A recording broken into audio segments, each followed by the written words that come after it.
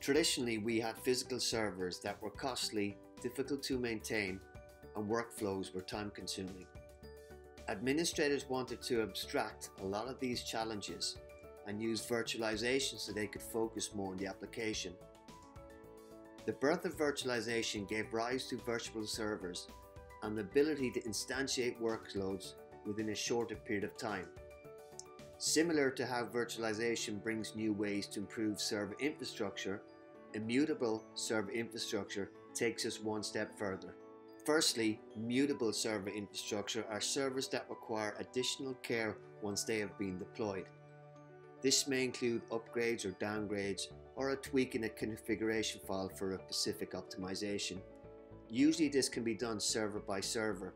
However, there are tools such as Chef or Puppet that can carry out these changes faster without a system admin using SSH going in and making changes machine by machine.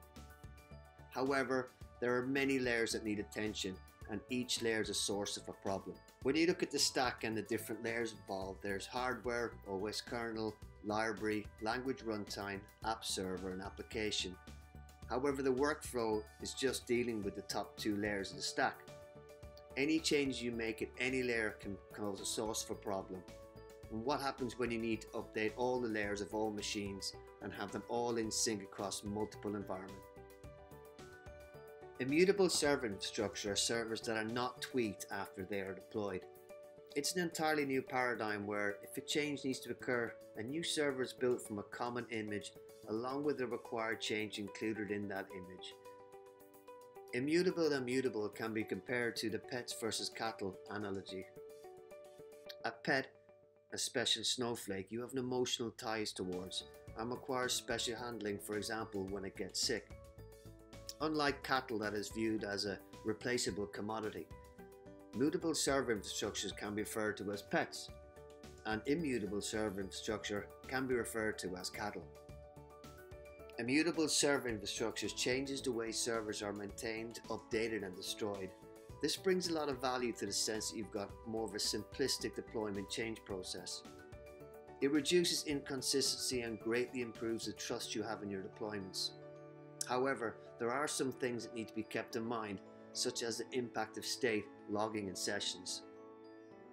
When you move to a world where instances can be disposable, the data can vanish, so you need to move away from having persistent data living on those machines.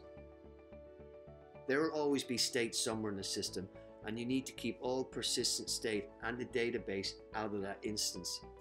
It's okay to cache things, but you need to be prepared to lose it.